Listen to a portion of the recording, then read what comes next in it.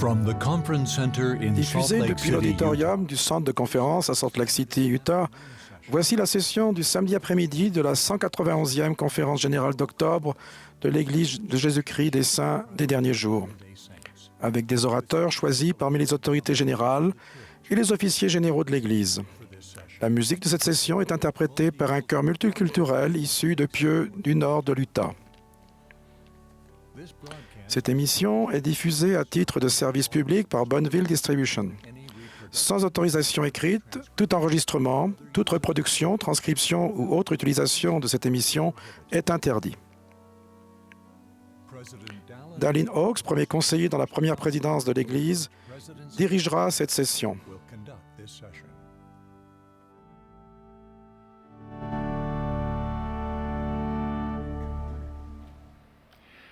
Brothers and sisters, Frères we et sœurs, welcome you to the nous Saturday souhaitons la afternoon bienvenue session à la session du samedi après-midi de la 191e conférence générale d'octobre de l'Église de Jésus-Christ des Saints des derniers jours. Le président Nelson, qui préside la conférence, m'a demandé de diriger cette session. Nous saluons toutes les personnes qui se trouvent dans cette assemblée ou qui suivent cette réunion à la télévision, à la radio ou sur l'Internet. La musique de cette session sera interprétée par un chœur multiculturel de Pieux du nord de l'Utah, sous la direction de Jamie Kalama Wood, avec Linda Margaretz et Joseph Peebles à l'orgue. Comme mentionné ce matin, nous avons réduit la taille du chœur afin de permettre le respect des mesures de distanciation sociale. Cette pratique a aussi été suivie pendant les répétitions. Tous les participants ont été vaccinés contre la COVID-19 et ont été récemment testés pour s'assurer qu'ils n'étaient pas porteurs du virus. The choir will Le open chœur this ouvrira meeting cette by réunion singing. en chantant « Peuple du monde, écoutez donc ». Ensuite, William Jackson, des 70, fera la prière d'ouverture.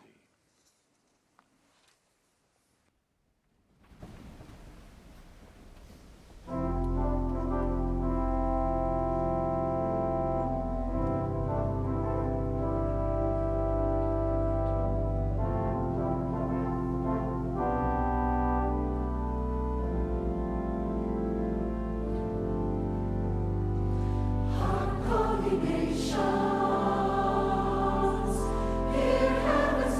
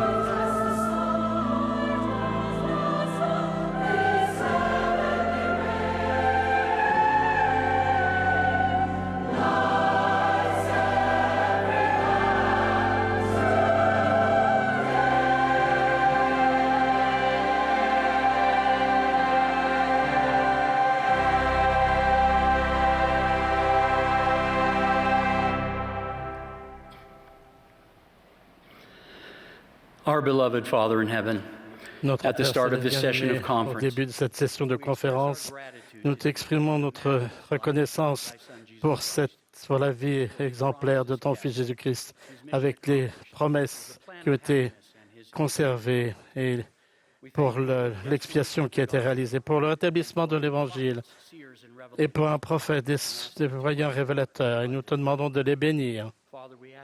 Père, nous te demandons d'être avec ceux dans l'Église ou en dehors de l'Église qui ont besoin de ton aide, afin que nous te demandons d'aider les missionnaires de par tout le monde, afin qu'ils puissent être protégés et dirigés, et qu'ils puissent participer au rassemblement d'Israël. Nous te demandons de nous donner le Saint-Esprit afin que nous puissions être réconfortés et recevoir des réponses à nos questions, et que nous soyons édifiés tous ensemble, que nous puissions savoir les choses que nous devons faire. Père Céleste, nous t'aimons et nous exprimons notre gratitude au nom de Jésus-Christ. Amen.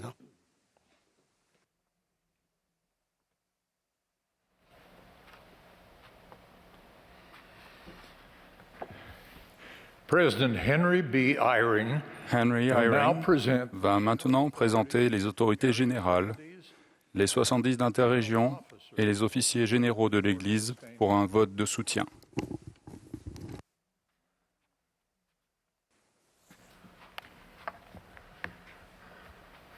Brothers and sisters, Frères et as sœurs, announced, I will comme now annoncé, present je vais the maintenant general présenter authorities les autorités générales, les 70 d'interrégion et les officiers généraux de l'Église à votre vote de soutien. Please express your vote in Où que vous soyez, veuillez exprimer votre vote de la manière habituelle. Si des personnes ont un avis contraire à l'une des propositions suivantes, nous leur demandons de prendre contact avec leur président de pieux. Il nous est proposé de soutenir Russell Marion Nelson comme prophète, voyant et révélateur, et président de l'Église de Jésus-Christ des Saints des derniers jours. Dallin Harris Oaks comme premier conseiller dans la première présidence et Henry Benyon Eyring comme deuxième conseiller dans la première présidence. Ceux qui sont d'accord peuvent le manifester. S'il y a des avis contraires, veuillez le manifester.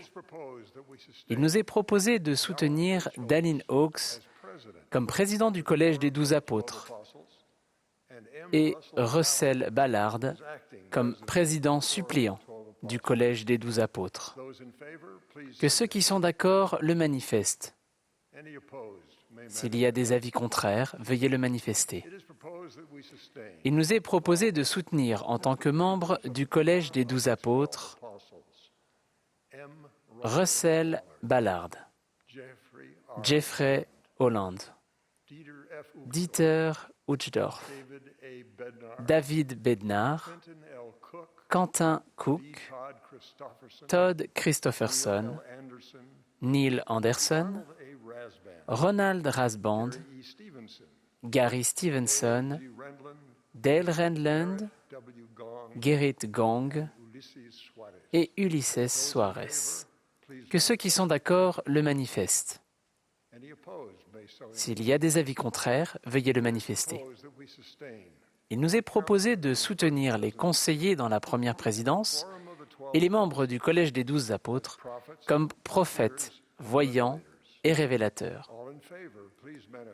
Que tous ceux qui sont d'accord le manifestent. Les avis contraires, s'il y en a, par le même signe. Nous avons relevé frères Devin Cornish, Timothy Daesh, David Evans, Robert Gay, James Martino et Terence Vinson en tant que 70 autorités générales et leur donnons le statut d'autorité générale émérite. Que ceux qui souhaitent exprimer leur reconnaissance envers ces frères et leurs familles pour leur service dévoué le fassent en levant la main. Nous notons que Dean Davis, décédé le 31 août 2021, aurait été relevé en tant que 70 autorités générales lors de cette conférence. Nous exprimons à Sœur Davis et à leur famille nos condoléances et à la famille nos condoléances les plus sincères et notre gratitude pour son service inlassable. Nous mentionnons également avec reconnaissance les 70 d'interrégions qui ont terminé leur service au cours de l'année écoulée. Que ceux qui souhaitent s'unir pour exprimer leur reconnaissance à ces frères pour leur excellent service le manifestent. Il nous est proposé de soutenir les autorités générales, les 70 d'interrégions, notamment les deux nouveaux 70 d'interrégions dont les noms ont été publiés plus tôt cette semaine dans newsroom.churchofjesuschrist.org et les officiers généraux actuels. Que tous ceux qui sont d'accord le manifestent. Les avis contraires, s'il y en a. Nous vous remercions de votre foi et de vos prières constantes en faveur des dirigeants de l'Église.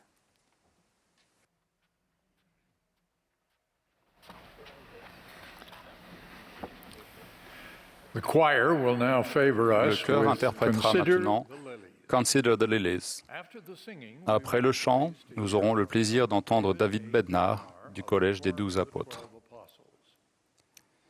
Il sera suivi de Cyril Schmeil des 70 et de Susan Porter, qui sert en tant que première conseillère dans la présidence générale de la primaire. Ensuite, Eric Kopischke des 70 s'adressera à nous. Frère Schmeil et Frère Kopischke ont enregistré leur message dans l'interrégion qui leur a été assignée en raison des restrictions de voyage imposées par la COVID-19.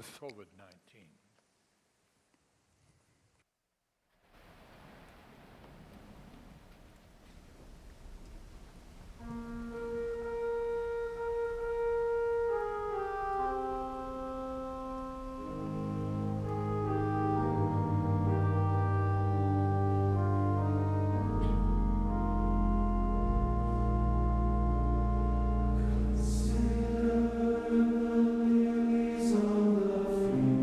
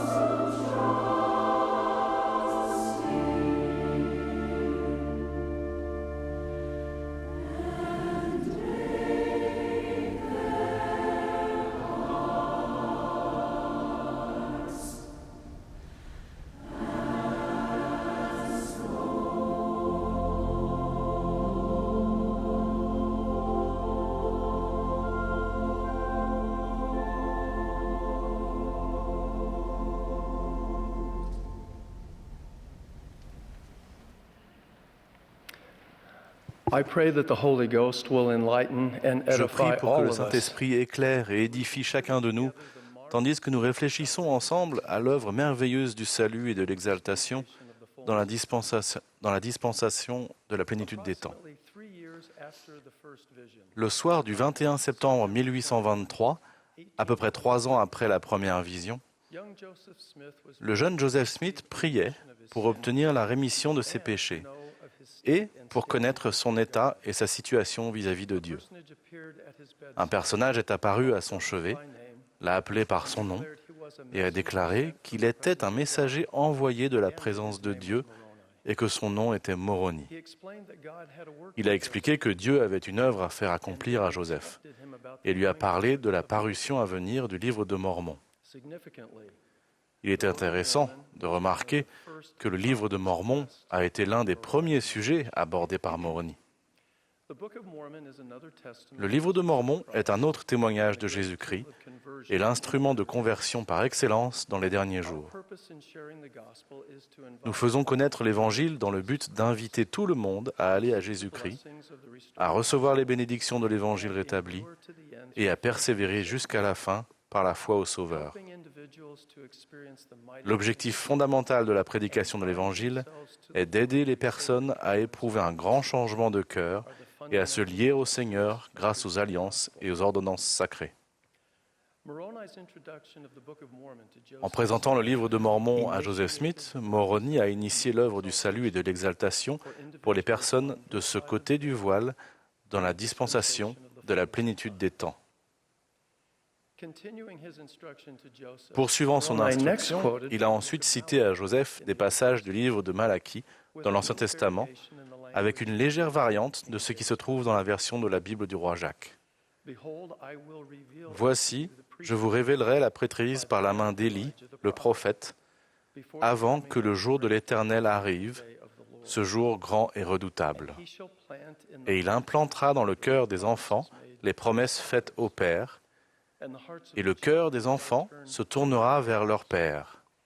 S'il n'en était pas ainsi, la terre serait entièrement dévastée à sa venue. » Nous bâtissons des temples afin de disposer de lieux saints dans lesquels nous pouvons administrer les alliances et les ordonnances sacrées nécessaires au salut et à l'exaltation de la famille humaine, tant les vivants que les morts. Les explications que Moroni a données à Joseph Smith sur le rôle essentiel d'Élie et de l'autorité de la prêtrise ont étendu l'œuvre du salut et de l'exaltation de ce côté du voile et ont lancé dans notre dispensation l'œuvre pour les personnes de l'autre côté du voile. Pour résumer, les enseignements de Moroni en septembre 1823 sur le livre de Mormon et la mission d'Élie ont posé les fondements doctrinaux de l'œuvre du salut et de l'exaltation des deux côtés du voile.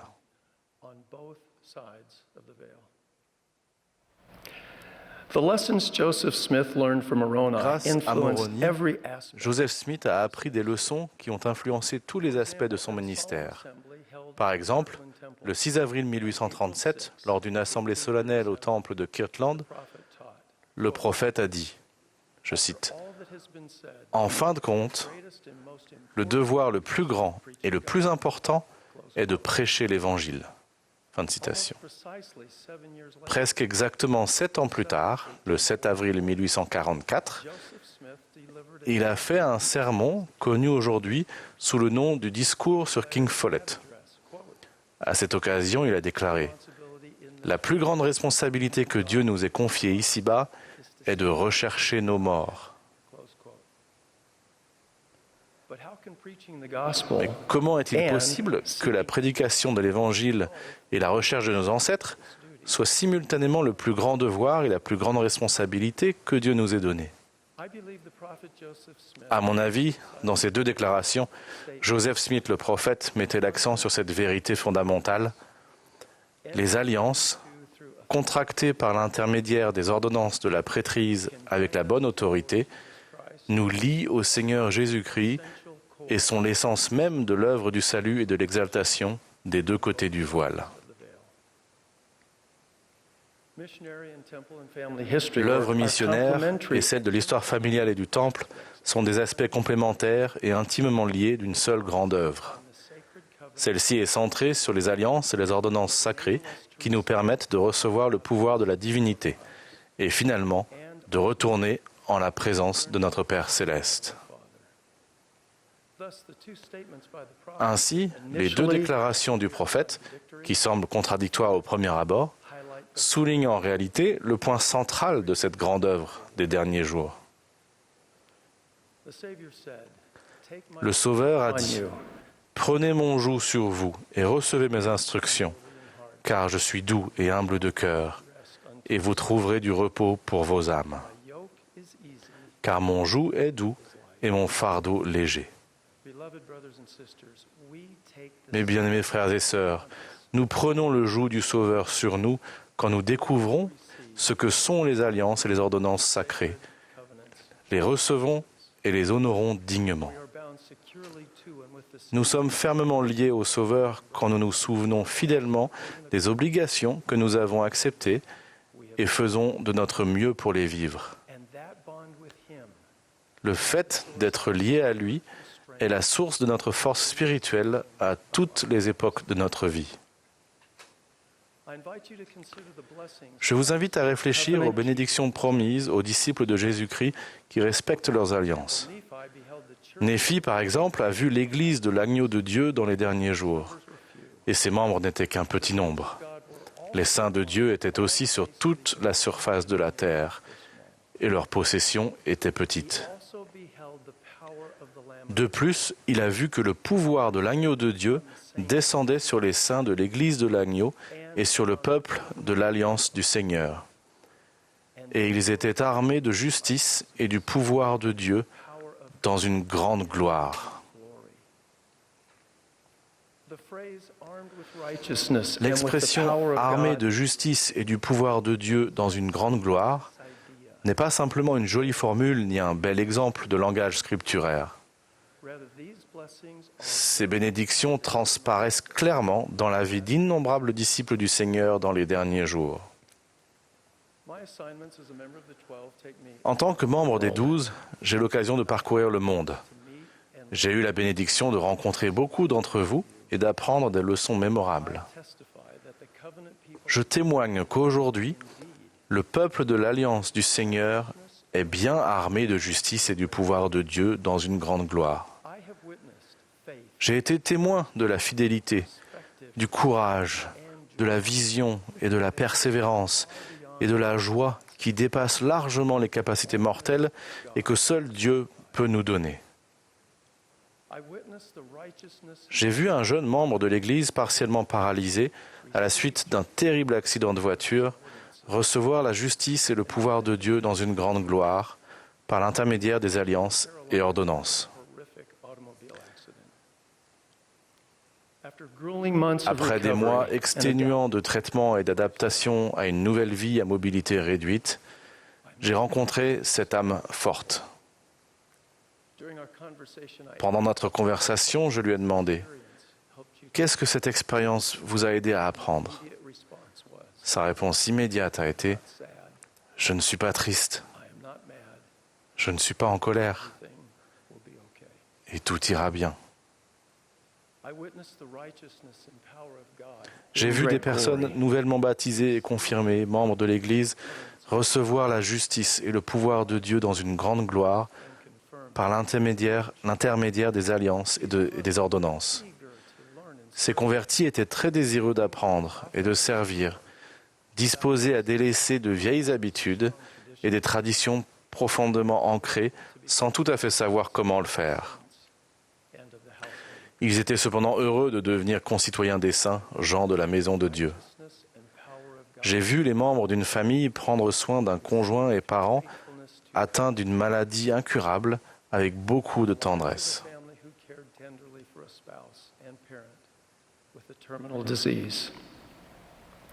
Ils ont reçu la justice et le pouvoir de Dieu dans une grande gloire par l'intermédiaire des alliances et des ordonnances. Ces disciples vaillants ont décrit des moments de solitude et des moments où ils savaient que la main du Seigneur les portait et les fortifiait.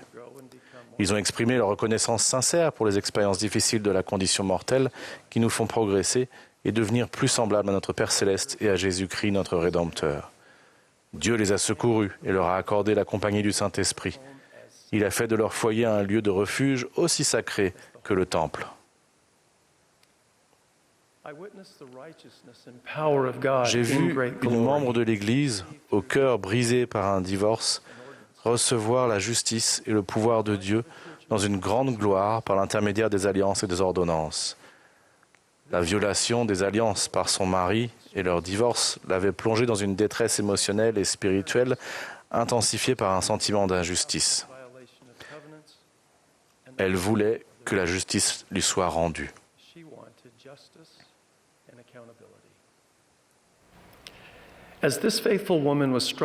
Au milieu de ces difficultés, cette femme fidèle a étudié et médité sur l'expiation du Sauveur plus profondément et intensément que jamais auparavant. Peu à peu, une compréhension plus profonde de la mission rédemptrice du Christ s'est distillée sur son âme. Ses souffrances pour nos péchés, mais aussi nos douleurs, nos faiblesses, nos déceptions et nos angoisses. Elle s'est sentie poussée à se poser cette question pénétrante. Puisque le prix pour ses péchés a déjà été payé, exigeras-tu qu'il soit payé une seconde fois ? Elle s'est rendue compte que sa requête n'était ni juste ni miséricordieuse. Cette femme a appris qu'en se liant au Sauveur par l'intermédiaire des alliances et des ordonnances, elle obtiendrait la guérison des blessures causées par le mauvais usage de libre arbitre de quelqu'un d'autre. Cela lui permettrait de trouver la force de pardonner et de recevoir la paix, la miséricorde et l'amour. Sans notre Sauveur, Jésus-Christ, nous ne recevrions pas les promesses et les bénédictions des alliances. Il nous invite à nous tourner vers lui, à venir à lui, à apprendre de lui et à nous lier à lui par les alliances et les ordonnances de son évangile rétabli. Je témoigne et promets que le fait d'honorer nos alliances nous arme de justice et du pouvoir de Dieu dans une grande gloire. Je témoigne que le Seigneur Jésus-Christ est vivant et qu'il est notre Sauveur. Je témoigne avec joie de ces vérités. Au nom sacré de Jésus-Christ. Amen.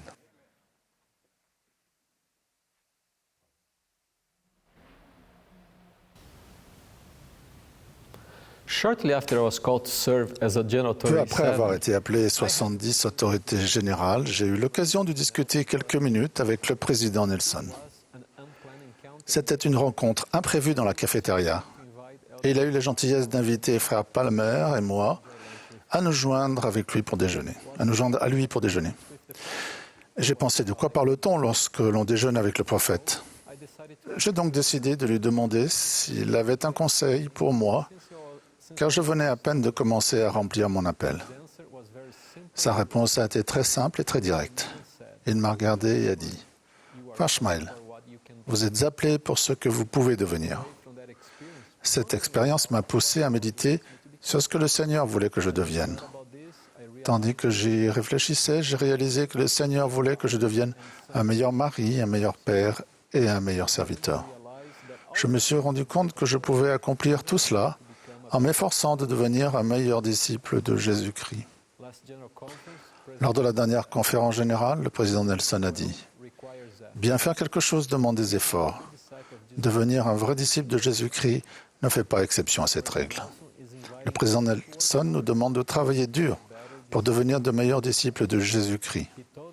Il a dit que pour ressembler davantage au Sauveur, nous devons renforcer notre foi en demandant, en agissant et en étudiant, entre autres. Le président Nelson a dit « Demandez à votre Père céleste, au nom de Jésus-Christ, de vous aider. » Demander à l'aide de la prière est une des clés pour savoir comment devenir un meilleur disciple de Jésus-Christ. Vers la fin de son ministère auprès des Néphites sur le continent américain, Jésus-Christ est monté aux cieux. Plus tard, ses disciples se sont rassemblés, unis en une prière et un jeûne fervent. Et Jésus se montra de nouveau à eux, car ils priaient le Père en son nom. Pour quelle raison Jésus se montra-t-il de nouveau à ses disciples? Parce qu'ils priaient et ils demandaient. Puis il a ajouté, « Et maintenant je vais au Père, et en vérité je vous le dis, tout ce que vous demanderez au Père en mon nom vous sera donné. C'est pourquoi, demandez et vous recevrez, frappez et l'on vous ouvrira, car quiconque demande reçoit, et l'on ouvre à celui qui frappe. » Nous devons demander avec foi pour connaître la volonté du Seigneur et accepter le fait qu'il sait ce qui est le mieux pour nous. Agir est donc une autre clé essentielle pour devenir un meilleur disciple de Jésus-Christ. Lorsque nous agissons, il nous guide et nous oriente le long du chemin. Je suis certain que Néphi avait cherché à être guidé par le Seigneur pour savoir comment obtenir les plaques d'airain auprès de Laban. Pourtant, ses frères et lui ont essayé 2 fois sans succès. Mais ils ont agi et le Seigneur les a guidés sur le chemin. Finalement, la 3e tentative fut la bonne. Néphi déclara, « J'étais conduit par l'Esprit, ne sachant pas d'avance ce que j'allais faire. » C'est ainsi que le Seigneur procède. Il nous laisse fournir des efforts et agir, même quand nous ne voyons pas clairement ce qu'il faut faire. Le Seigneur a dit à Néphi quoi faire. Aller récupérer les plaques. Mais il ne lui a pas dit comment le faire. Il a laissé Néphi réfléchir et rechercher l'aide du Seigneur, et c'est souvent de cette manière qu'il agit dans notre vie. Lorsque nous agissons avec foi, le Seigneur nous guide et nous oriente dans la bonne direction. Dans 3 Néphi, les disciples du Christ lui ont indiqué qu'il y avait des controverses parmi le peuple au sujet du nom de l'Église. Le Sauveur a enseigné au peuple un principe important en posant la question suivante à son sujet. N'a-t-il pas lu les Écritures? L'étude des Écritures est donc une autre clé essentielle pour devenir un meilleur disciple de Jésus-Christ. La prière et l'étude des Écritures vont de pair. Elles sont complémentaires. Et cela pour notre profit. C'est le modèle établi par le Seigneur. Faites-vous un festin des paroles du Christ, car voici les paroles du Christ vous diront tout ce que vous devez faire. Le Seigneur a aussi enseigné que nous ne devons pas seulement étudier les Écritures, mais également enseigner à l'aide de celles-ci. C'est ce qu'il a expliqué aux Néphites. Et alors il arriva que lorsque Jésus eut expliqué en une seule toutes les Écritures qu'ils avaient écrites, il leur commanda d'enseigner les choses qu'il leur avait expliquées. C'est l'une des raisons qui ont poussé Néphi à retourner chercher les plaques d'airain. Les membres de sa famille en avaient besoin, non seulement pour les aider à voyager jusqu'à la terre promise, mais aussi pour instruire leurs enfants. Nous aussi, nous devons être guidés par les Écritures lors de notre voyage terrestre, et nous devons les utiliser pour enseigner dans notre foyer et à l'Église. La plupart du temps, les réponses aux prières ne viennent pas immédiatement, mais il faut garder la foi pour continuer, agir avec justice et être persévérant, comme Néphi lorsqu'il a obtenu les plaques d'airain. Le Seigneur nous éclairera petit à petit. Si nous étudions les Écritures, il nous donnera les réponses ou la force dont nous avons besoin pour tenir le coup un jour de plus, une semaine de plus et essayer encore une fois. Richard Scott a dit « Soyez reconnaissants de ce que Dieu parfois vous laisse lutter pendant longtemps avant que cette réponse arrive.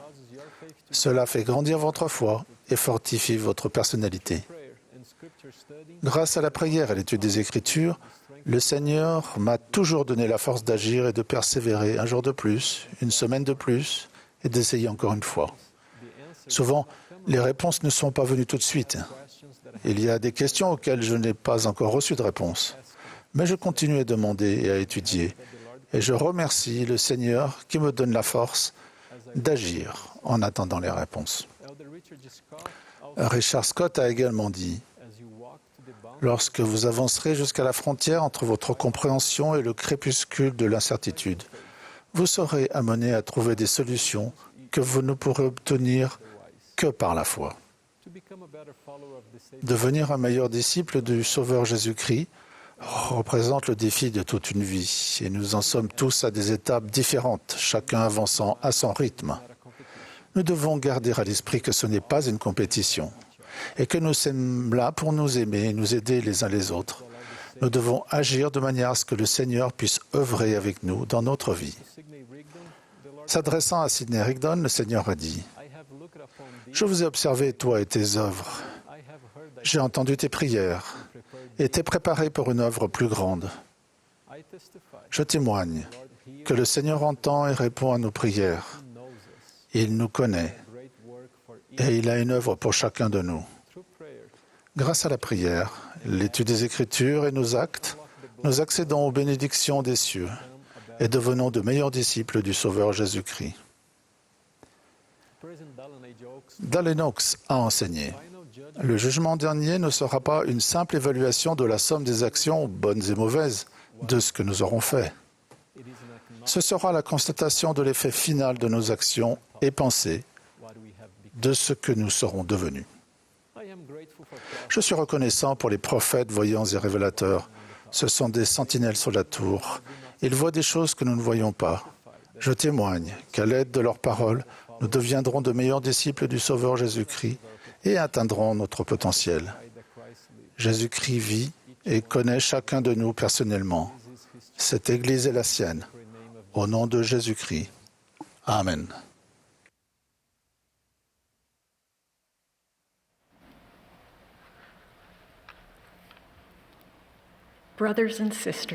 Frères et sœurs, savez-vous à quel point Dieu, notre Père céleste, vous aime? Avez-vous ressenti son amour au plus profond de votre âme? Lorsque vous savez et comprenez avec quel amour parfait vos parents célestes vous aiment, cela change tout. Cela change la vision que vous avez de vous-même lorsque vous commettez des erreurs. Cela change ce que vous ressentez quand les choses difficiles se produisent. Cela change votre vision des commandements de Dieu. Cela change votre vision des autres et votre capacité de faire changer les choses. Jeffrey Holland a enseigné « Le premier grand commandement de toute l'éternité est d'aimer Dieu de tout notre cœur, tout notre pouvoir, tout notre esprit et toute notre force. » C'est le premier grand commandement. Mais la première grande vérité de toute l'éternité est que Dieu nous aime de tout son cœur, tout son pouvoir, tout son esprit et toute sa force. Comment chacun de nous peut-il inscrire cette grande vérité éternelle au plus profond de son âme?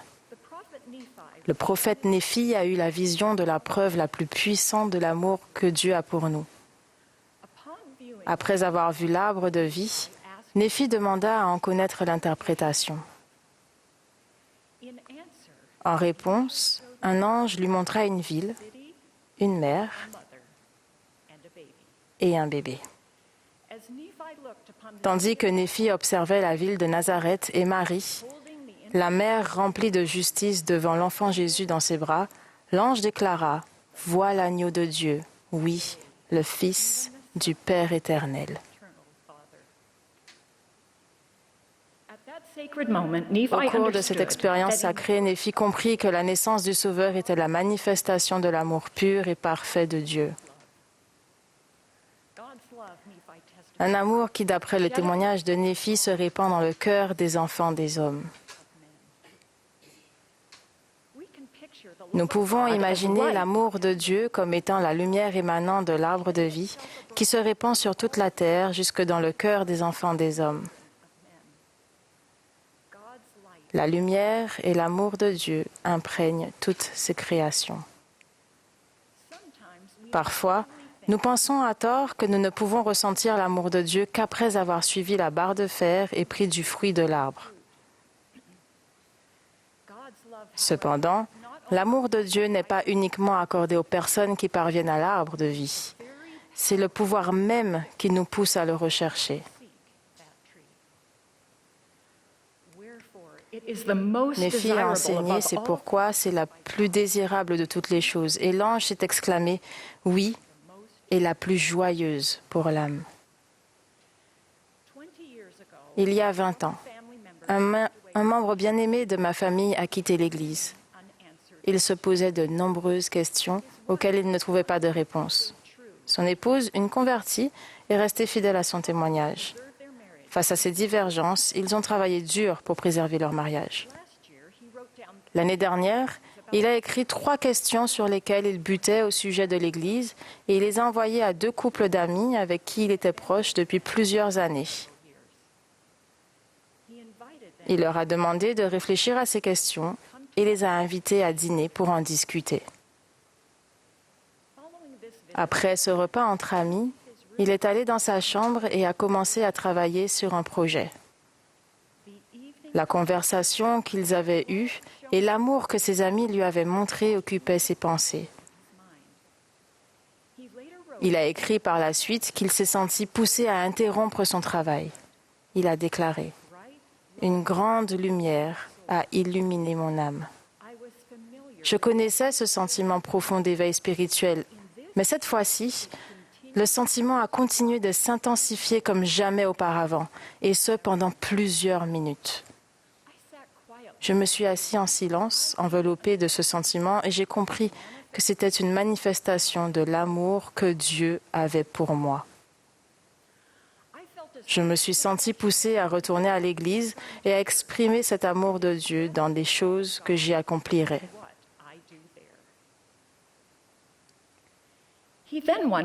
Ensuite, il a repensé à ces questions. Il a ressenti que Dieu y accordait de la valeur et que le fait de ne pas avoir de réponse claire ne devait pas l'empêcher d'avancer. Il devait faire connaître l'amour de Dieu à tout le monde, tout en continuant de s'interroger. Tandis qu'il suivait cette inspiration, il s'est senti lié à Joseph Smith, qui, après sa première vision, avait déclaré « Mon âme fut remplie d'amour, et pendant de nombreux jours, j'éprouvais une grande joie. » Chose étonnante, à peine quelques mois plus tard, il a reçu le même appel que celui qu'il avait rempli 20 ans plus tôt. La première fois qu'il avait détenu cet appel, il avait accompli son devoir en membre de l'Église consciencieux. Mais pour lui, cette fois-ci, la question n'était plus de savoir comment remplir cet appel, mais comment montrer l'amour de Dieu en servant. Grâce à cette nouvelle approche, il a trouvé la joie et du sens dans tous les aspects de son appel. Sœurs et frères, comment pouvons-nous connaître le pouvoir transformateur de l'amour de Dieu? Le prophète Mormon nous lance cette exhortation. Priez le Père de toute l'énergie de votre cœur, afin d'être remplis de cet amour qu'il a accordé à tous ceux qui sont de vrais disciples de son Fils, Jésus-Christ. Mormon ne nous exhorte pas seulement à prier afin d'être remplis de l'amour de Dieu pour d'autres personnes, mais aussi à prier pour ressentir l'amour pur qu'il a pour nous. En recevant son amour, notre joie grandit, tandis que nous nous efforçons d'aimer et de servir comme il l'a fait, devenant de vrais disciples de son Fils, Jésus-Christ. L'amour de Dieu ne dépend pas des situations que nous traversons dans la vie, mais de sa présence dans notre vie. Nous le reconnaissons lorsque nous recevons une force supérieure à la nôtre et lorsque son esprit nous apporte la paix, le réconfort et la direction. Parfois, il est difficile de ressentir son amour. Nous pouvons prier pour que nos yeux s'ouvrent afin de voir sa main dans notre vie et son amour dans la beauté de ses créations. En méditant sur la vie du Sauveur et sur son sacrifice infini, nous commençons à comprendre son amour pour nous. Avec révérence, nous chantons les paroles d'Eliza R. Snow. Il vint sur cette terre de plein gré et, gage précieux, son sang, sa vie, il a donné. L'humilité dont Jésus a fait preuve en souffrant pour nous se distille sur notre âme, ouvrant notre cœur à la recherche de son pardon et nous remplissant du désir de vivre comme il a vécu. Le président Nelson a écrit plus nous nous efforçons de faire ressembler notre vie à la sienne, plus notre amour devient pur et divin. Notre fils a raconté, « Quand j'avais 11 ans, mes amis et moi avons décidé de nous cacher de notre instructeur de la primaire et de ne pas assister à la première partie de la leçon. Lorsque nous sommes finalement arrivés, à notre surprise, l'instructeur nous a accueillis chaleureusement. Il a ensuite fait une prière sincère, au cours de laquelle il a exprimé au Seigneur sa profonde reconnaissance pour le fait que nous étions venus assister à la leçon de notre plein gré. Je ne me souviens pas du thème de la leçon, ni du nom de notre instructeur. Mais encore aujourd'hui, près de 30 ans plus tard, je suis touchée par l'amour pur qu'il m'a montré ce jour-là. Il y a 5 ans, j'ai été témoin d'un exemple d'amour divin lorsque j'ai assisté aux réunions de la primaire d'une paroisse de Russie. J'ai vu une sœur fidèle s'agenouiller face à 2 enfants et leur témoigner que même s'ils avaient été les 2 seules personnes vivantes sur la terre, Jésus aurait souffert et serait mort juste pour eux. Je témoigne que notre Seigneur et Sauveur est effectivement mort pour chacun d'entre nous, individuellement. Le don de sa vie était une expression de son amour infini pour nous et pour son Père. Je sais qu'il vit, mon Rédempteur. Que ces mots réchauffent le cœur. Il vit. Son amour, il nous donne. Puissions-nous ouvrir notre cœur pour recevoir l'amour pur que Dieu a pour nous, puis déverser cet amour dans tout ce que nous faisons et dans tout ce que nous sommes. Au nom sacré de Jésus-Christ. Amen.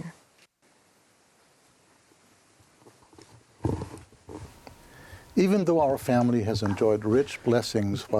que notre famille ait reçu de grandes bénédictions en avançant avec joie sur le chemin des alliances, nous avons aussi fait face à de très hautes montagnes. J'aimerais vous raconter quelques expériences très personnelles concernant la santé mentale. Ces expériences ont trait à la dépression, l'anxiété, aux troubles bipolaires et au TDAH, et parfois aux 4 à la fois. Je relate ces expériences douloureuses avec l'accord des personnes concernées. Au cours de mon ministère, j'ai rencontré des centaines de personnes de familles ayant vécu des expériences similaires. Je me demande parfois si la maladie dévastatrice qui couvrira le pays, mentionnée dans les Écritures, ne concerne pas également les maladies mentales. Elle touche des personnes dans le monde entier, sur chaque continent et dans chaque culture, frappant sans exception, jeunes et moins jeunes, riches et pauvres. Les membres de l'Église ne sont pas épargnés. En même temps, notre doctrine nous apprend à tout faire pour devenir comme Jésus-Christ, être rendu parfait en lui. Nos enfants chantent « Jésus-Christ est mon modèle ». Nous désirons être parfaits comme le sont notre Père céleste et Jésus-Christ.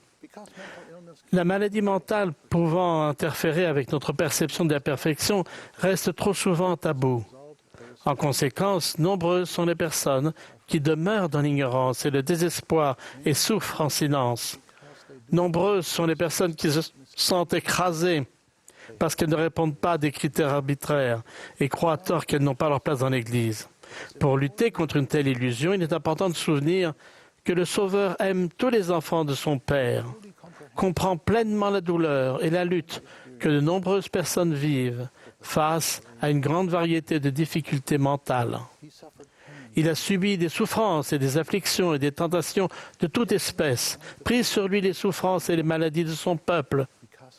Parce qu'il comprend toutes les afflictions, il sait comment guérir les personnes qui ont le cœur brisé. Les difficultés indiquent souvent le besoin d'avoir recours à des outils, un soutien supplémentaire, et ne constituent pas un défaut de caractère. Voici ce que j'ai pu observer au cours des épreuves que ma famille a traversées. Premièrement, nombreuses sont les personnes qui pleureront avec nous et ne nous jugeront pas. Suite à de sévères crises d'angoisse et souffrant d'anxiété et de dépression, notre fils est rentré de mission 4 semaines seulement après son départ. En tant que parents, nous avons du mal à gérer notre déception et notre tristesse, ayant tant prié pour son succès. Comme tous parents, nous voulons que nos enfants prospèrent et soient heureux. Une mission devait être une étape importante dans la vie de notre fils. Nous étions également inquiets de ce que d'autres personnes penseraient. ne nous étions pas rendus compte que le retour de notre Fils était infiniment plus douloureux pour lui. Il aimait le Seigneur et désirait servir, et pourtant il ne pouvait pas, pour des raisons qu'il peinait à comprendre. Il s'est rapidement trouvé dans un état de désespoir total et en proie à un profond sentiment de culpabilité. Il ne se sentait plus accepté, il ne ressentait plus rien spirituellement. Il était consumé par des pensées morbides. Dans cet état irrationnel, notre Fils pensait que la seule chose qui lui restait à faire était de mettre fin à ses jours. Il a fallu une intervention du Saint-Esprit et une légion d'anges de part et d'autre du voile pour le sauver. Alors qu'il luttait pour guérir et durant cette période d'extrême difficulté, notre famille, les dirigeants, les membres de notre paroisse, nos amis ont fait tout ce qu'ils ont pu pour nous soutenir et nous aider. Je n'avais jamais ressenti un tel déversement d'amour. Je n'avais jamais compris avec autant de force et de façon si intime ce que signifie consoler les personnes qui ont besoin de consolation. Notre famille sera éternellement reconnaissante pour ce déversement d'amour. Je ne peux vous décrire les innombrables miracles qui ont accompagné ces événements. Heureusement, notre fils a survécu, mais il a fallu beaucoup de temps et de soins médicaux, thérapeutiques et spirituels pour qu'il guérisse et accepte de se sentir aimé et important. Je sais que ce type d'épreuve ne se termine pas toujours ainsi. Je pleure avec les personnes qui ont perdu des êtres chers bien trop tôt et demeurent dans le deuil avec des questions sans réponse.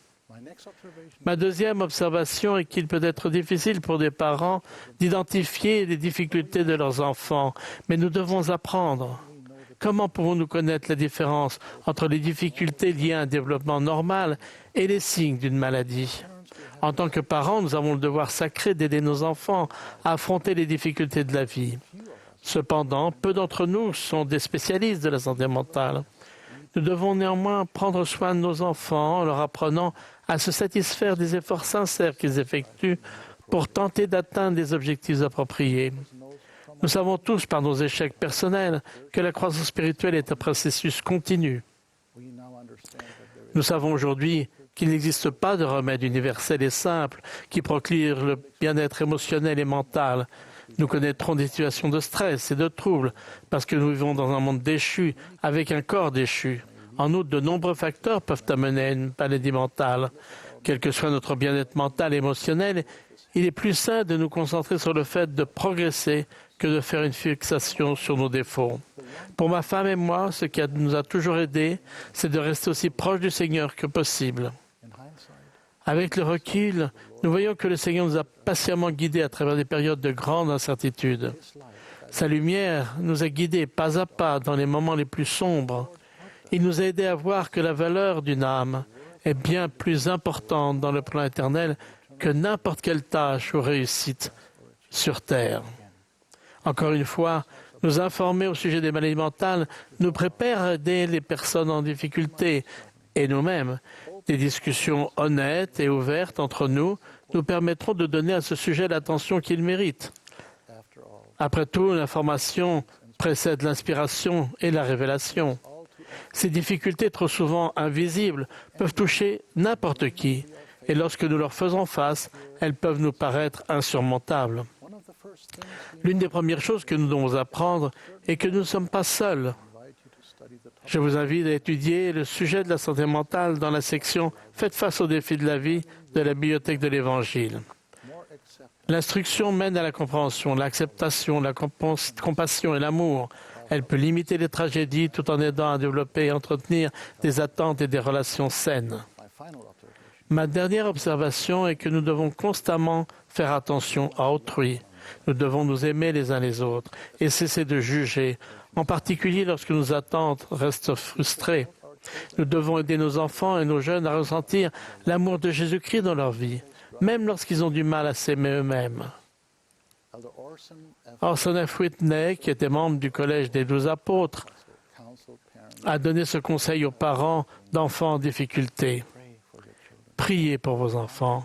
Accrochez-vous à eux par votre foi. J'ai souvent médité sur ce que signifie s'accrocher à eux par la foi. Je crois que cela comprend des actes simples d'amour, d'humilité, de gentillesse et de respect. Cela signifie leur permettre de grandir à leur rythme et de témoigner pour les aider à ressentir l'amour de notre Sauveur. Cela exige de nous que nous pensions plus à eux qu'à nous-mêmes ou à autrui. Cela signifie en général parler moins et écouter beaucoup, beaucoup plus. Nous devons les aimer, les encourager, les féliciter souvent de leurs efforts pour réussir et être fidèles à Dieu. Enfin, nous devons faire tout notre possible pour rester proches d'eux, tout comme nous restons proches de Dieu. À toutes les personnes qui sont personnellement touchées par la maladie mentale, je vous exhorte à vous accrocher à vos alliances, même si vous ne ressentez pas actuellement l'amour du Seigneur. Faites tout ce qui est en votre pouvoir, puis tenez-vous là pour voir le salut de Dieu et voir son bras se révéler. Je témoigne que Jésus-Christ est notre Sauveur. Il nous connaît, il nous aime et restera à nos côtés. À travers les épreuves de notre famille, j'ai appris à quel point il est proche. Ses promesses sont sûres. Je suis ton Sauveur, ton suprême secours. Je suis avec toi pour te guider toujours. Devant l'adversaire, je te rendrai fort. Je veux, dans l'épreuve, bénir ton effort. Sachant que nos fondements sont fermes, déclarons toujours avec joie. L'âme qui s'appuie sur Jésus pour se reposer, devant ses ennemis, je ne pourrai déserter. Cette âme que l'enfer s'évertue à secouer, jamais, oh non jamais, je ne l'abandonnerai. Au nom de Jésus-Christ, Amen.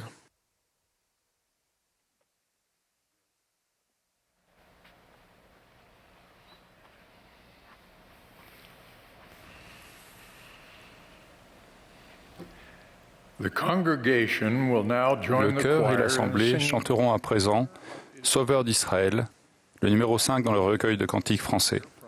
Après ce chant, nous entendrons Ronald Rasband du Collège des 12 Apôtres. Il sera suivi de Christopher Golden et de Moises Villanueva des 70, dont les messages ont aussi été enregistrés dans l'interrégion où ils ont été assignés.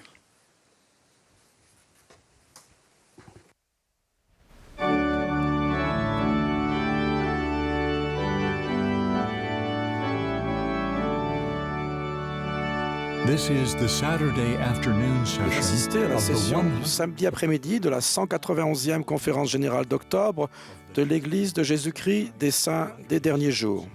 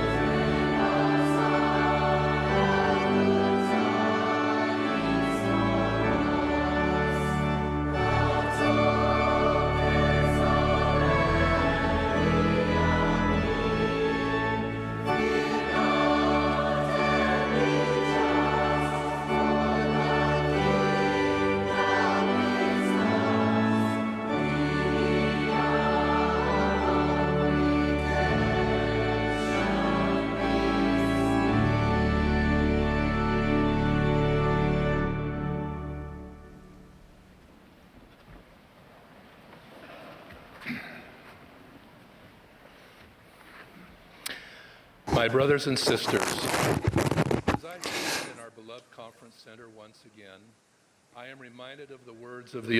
Mes frères et sœurs, tandis que je me tiens de nouveau dans notre centre de conférence bien-aimé, les paroles de l'apôtre Pierre me viennent à l'esprit. Seigneur, il est bon que nous soyons ici. Aujourd'hui, mes pensées sont centrées sur les paroles du prophète Néphi, qui a conservé les annales de son peuple après le décès de son père Léhi. Néphi a écrit « Et sur celle-ci, j'écris les choses de mon âme ». J'avais l'habitude de survoler ce verset en pensant que le mot « chose » n'était pas très élégant ou spirituel, pas suffisamment éloquent pour l'associer au terme « mon âme ». Cependant, j'ai appris que le mot « chose » est utilisé 2354 fois dans les Écritures. Par exemple, on peut lire dans les écrits de Moïse « Je suis le commencement et la fin, le Dieu Tout-Puissant, j'ai créé ces choses par mon Fils unique. » Et dans les paroles de Néphi, « Voici, mon âme fait ses délices des choses du Seigneur, et mon cœur médite continuellement les choses que j'ai vues et entendues. » Les paroles de Néphi soulèvent les questions « Sur quelles choses méditez-vous ? Quelles sont les choses qui ont le plus d'importance pour vous ? Quelles sont les choses de votre âme ?» Les choses de notre âme deviennent souvent plus claires et plus profondes lorsque l'on pose des questions. Pendant la pandémie, j'ai rencontré des jeunes du monde entier lors de nombreuses réunions spirituelles, grandes et petites, lors des missions et sur les réseaux sociaux, et nous avons abordé leurs questions. Joseph Smith était âgé de 14 ans. Il était âgé de 14 ans, avait une question au plus profond de son âme. Il l'a posée au Seigneur. Le président Nelson a souligné « Posez vos questions au Seigneur et à d'autres sources dignes de foi. Étudiez avec le désir de croire, non avec l'espoir de trouver un défaut dans le récit de la vie d'un prophète ou une incohérence dans les Écritures. Arrêtez de nourrir vos doutes en les ressassant avec d'autres personnes qui doutent. Laissez le Seigneur vous guider dans votre parcours de découverte spirituelle. » Les jeunes demandent souvent ce en quoi je crois et pourquoi je crois. Je me souviens d'avoir eu une réunion en visioconférence avec une jeune fille alors qu'elle était chez elle. Je lui ai demandé si c'était la première fois qu'un apôtre venait chez elle. Elle a répondu, souriant rapidement, « Oui ». La question qu'elle m'a posée était une bonne question. Quelles sont les choses les plus importantes que je devrais savoir ? J'ai répondu, les choses de mon âme, les choses qui me préparent à entendre les murmures, les choses qui édifient ma perspective, au-delà des voies du monde, qui donnent un sens à ce que j'accomplis dans l'Évangile et dans ma vie elle-même. Puis-je vous faire part de certaines de ces choses de mon âme ?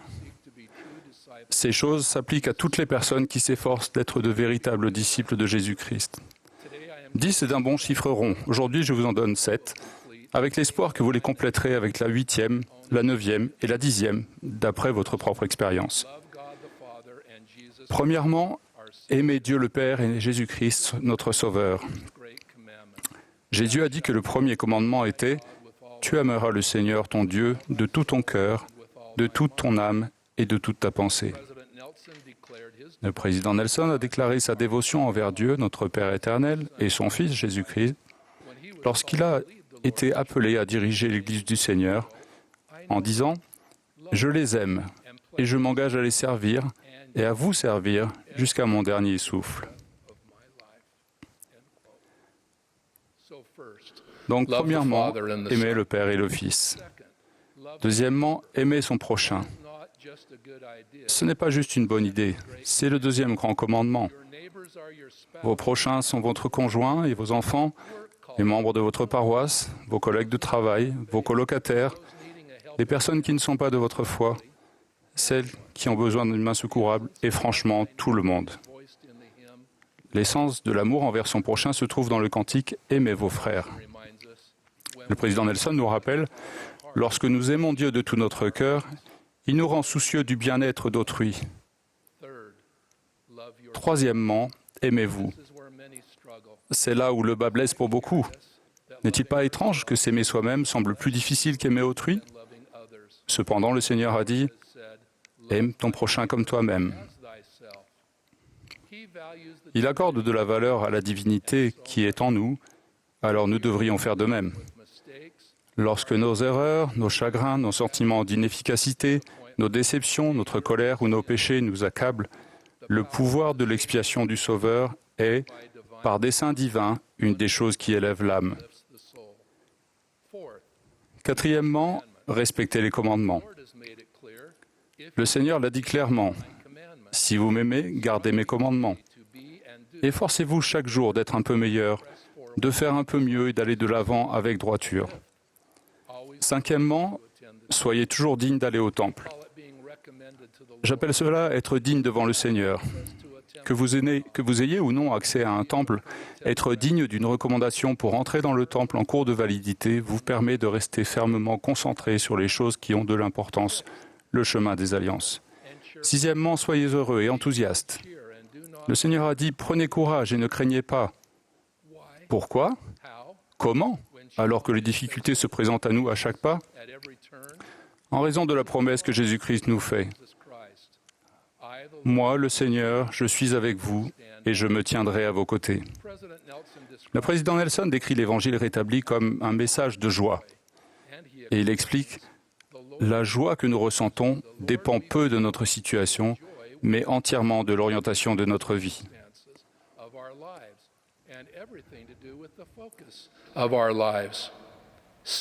Septièmement, suivez le prophète vivant de Dieu. Elle est peut-être en 7e position sur ma liste de choses, mais elle est au premier rang de mes préoccupations en termes d'importance aujourd'hui. Nous avons un prophète de Dieu vivant sur la terre aujourd'hui. Ne négligez jamais ce que cela signifie pour vous. Souvenez-vous de la jeune fille que j'ai mentionnée au début. Elle voulait savoir les choses qui importent le plus. J'ai dit alors, et je le redis avec insistance aujourd'hui, suivez le prophète vivant. Un des traits caractéristiques de notre Église est que nous sommes dirigés par des prophètes, des voyants et des révélateurs appelés de Dieu pour cette époque. Je vous promets qu'en écoutant et en suivant leurs conseils, vous ne vous égarerez jamais. Jamais. Nous vivons à une époque où nous sommes ballottés ici et là, alors que la spiritualité, la décence, l'intégrité et le respect sont attaqués. Nous devons faire des choix. Nous avons la voix du Seigneur par l'intermédiaire de son prophète pour calmer nos peurs et élever notre vision, car lorsque le président Nelson parle, il parle au nom du Seigneur. Nous avons la bénédiction d'avoir des écritures et des enseignements qui nous rappellent ce que dit le Seigneur. Mes pensées ne sont pas vos pensées, et vos voix ne sont pas mes voix. Ainsi en fut-il de Naaman, grand chef militaire de Syrie, lépreux cependant, à qui on avait dit que le prophète Élisée pouvait le guérir. Élisée a demandé à son serviteur de dire à Naaman de se laver 7 fois dans le Jourdain pour être guéri. Naaman s'est moqué. Il y avait certainement un fleuve plus grand que le Jourdain. Et pourquoi envoyer un serviteur alors qu'il s'attendait à ce qu'Élisée, le prophète, vienne le guérir en personne? Naaman est parti, mais s'est finalement laissé persuader par ses serviteurs. Si le prophète t'avait demandé quelque chose de difficile, ne l'aurais-tu pas fait? Naaman s'est finalement lavé 7 fois dans le Jourdain et a été guéri. Le récit de Naaman nous rappelle le danger qu'il y a de choisir dans les conseils des prophètes les parties qui correspondent à notre pensée, à nos attentes ou aux normes d'aujourd'hui. Notre prophète nous oriente continuellement vers nos propres fleuves du Jourdain pour être guéris. Les paroles les plus importantes que nous puissions entendre, méditer et suivre sont celles révélées par l'intermédiaire de notre prophète vivant. Je témoigne que j'ai siégé en conseil avec le président Nelson pour parler d'affaires importantes de l'Église et du monde et que j'ai vu la révélation se déverser à travers lui. Il connaît le Seigneur, il connaît ses voies et il désire que tous les enfants de Dieu écoutent le Seigneur Jésus-Christ. Pendant de nombreuses années, nous avons entendu le prophète 2 fois par an lors de la conférence générale. Mais avec les problèmes complexes de notre époque, le président Nelson parle beaucoup plus souvent dans des forums, sur les réseaux sociaux, lors des réunions spirituelles et même lors de conférences de presse. Je l'ai observé préparer et présenter de profonds messages révélateurs qui ont incité à plus de gratitude, une plus grande intégration de tous nos frères et sœurs sur Terre et ont augmenté la paix, l'espoir, la joie, la santé et la guérison dans nos vies individuelles. Le président Nelson a un don pour communiquer, mais chose plus importante encore, c'est un prophète de Dieu. C'est stupéfiant lorsqu'on y pense, mais il est essentiel de se rendre compte que ces directives claires nous protégeront tous de la tromperie, de la ruse et des voix profanes qui montent en puissance dans le monde aujourd'hui. Le manteau prophétique est un manteau de révélation. Le rétablissement de la plénitude de l'Évangile de Jésus-Christ, déclaration au monde du bicentenaire, donné lors de la conférence générale d'avril 2020, met l'accent sur le fait que le Seigneur dirige cette œuvre. Dans cette proclamation, la première présidence et le Collège des 12 apôtres disent « Nous déclarons avec joie que le rétablissement promis va de l'avant grâce à la révélation continue. Cette terre ne sera plus jamais la même à mesure que Dieu va réunir toutes choses en Christ. Toutes choses en Christ et les choses de mon âme sont ce que cette Église, cet Évangile et ce peuple ont pour but. Je termine en invitant chacun de vous à examiner les 7 choses de mon âme dont je vous ai fait part aujourd'hui. Aimez Dieu le Père et notre Sauveur Jésus-Christ. Aimez votre prochain. Aimez-vous. Gardez les commandements. Soyez toujours dignes d'une recommandation pour entrer dans le temple. Soyez heureux et enthousiastes et suivez le prophète vivant de Dieu. Je vous invite à identifier vos propres 8e, 9e et 10e choses. Pensez à des moyens de faire part à d'autres personnes des choses qui vous tiennent à cœur et de les inciter à prier, à méditer et à chercher à être guidés par le Seigneur. Les choses de mon âme sont aussi précieuses à mes yeux que les vôtres le sont à vos yeux. Ces choses renforcent votre service dans l'Église et dans tous les domaines de votre vie. Elles nous lient à Jésus-Christ, elles nous rappellent nos alliances et elles nous aident à nous sentir en sécurité dans les bras du Seigneur. Je témoigne qu'il désire que notre âme n'ait jamais faim ni soif, mais soit rassasiée de son amour, alors que nous cherchons à devenir ses véritables disciples, être un avec lui comme il est un avec le Père. Au nom de Jésus-Christ, Amen.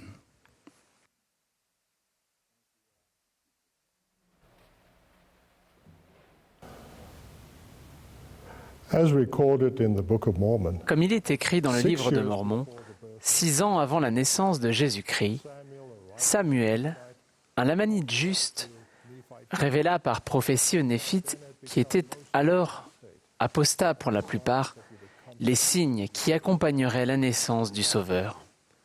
Malheureusement, la majorité des Néphites rejetèrent ces signes parce qu'il n'était pas raisonnable qu'un être tel qu'un Christ vienne. Hélas, d'après les écrits scripturaires, il en fut de même pour de nombreux Juifs qui ne pouvaient pas accepter qu'un homme du nom de Jésus, originaire d'une province insignifiante de Galilée, était le Messie tant attendu. Jésus, qui était réellement venu accomplir de nombreuses prophéties annoncées par des prophètes hébreux, fut rejeté et même crucifié parce que, comme le prophète Jacob du livre de Mormon a enseigné, les Juifs regardaient au-delà de la marque. De ce fait, Jacob annonça que Dieu leur a enlevé sa clarté et leur a donné beaucoup de choses qu'ils ne peuvent pas comprendre parce qu'ils l'ont désiré. Et parce qu'ils l'ont désiré, Dieu l'a fait afin qu'ils trébuchent. Aussi étrange que cela puisse paraître, aucun enseignement, aucun miracle et aucune apparition même d'un ange céleste, comme celle dont Laman et Lemuel ont été témoins, ne semble avoir le pouvoir de persuasion nécessaire pour convaincre certaines personnes de modifier leur cap, leur point de vue ou leur certitude que quelque chose est vrai. C'est particulièrement le cas lorsque les enseignements ou les miracles ne sont pas en accord avec les lubies, les désirs ou les idées préconçues d'une personne. Comparez un moment les 2 passages d'écriture suivants. Le premier nous vient de l'apôtre Paul, qui parle des derniers jours et décrit les voies des hommes. Le second est du prophète Alma et décrit la façon dont Dieu accomplit son œuvre parmi les hommes. Commençons par Paul. Sache que, dans les derniers jours, il y aura des temps difficiles, car les hommes seront égoïstes, amis de l'argent, fanfarons, hautains, blasphémateurs, rebelles à leurs parents, ingrats, irreligieux, insensibles, déloyaux, calomniateurs, intempérants, cruels, ennemis des gens de bien, traîtres, emportés, enflés d'orgueil, aimant le plaisir plus que Dieu, apprenant toujours et ne pouvant jamais arriver à la connaissance de la vérité. Passons à Alma, qui énonce un principe fondamental de l'évangile de Jésus-Christ. Or, il se peut que tu penses que c'est la folie de ma part, mais voici, je te dis que c'est par des choses petites et simples que de grandes choses sont réalisées, et de petits moyens confondent dans de nombreux cas les sages. Nous vivons dans un monde moderne rempli de connaissances et de nombreux exploits.